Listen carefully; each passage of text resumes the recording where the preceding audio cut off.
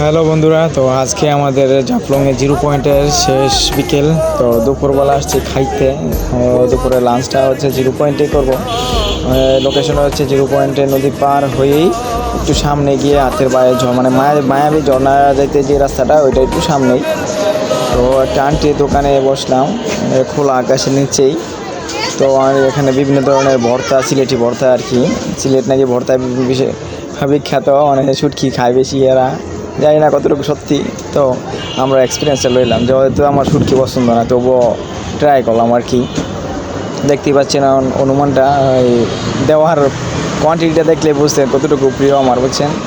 Just expression লইলাম আর কি। তারপরে মেন হচ্ছে পাহাড়ি মোরগ অনেক দাম রাখছে, 280 টাকা 2 পিস মাত্র। যাই হোক, কিছু না, এক্সপিরিয়েন্সটা লইলাম। আর সিলেটি মানুষ অনেক সব কিছু অনেক দাম রাখে।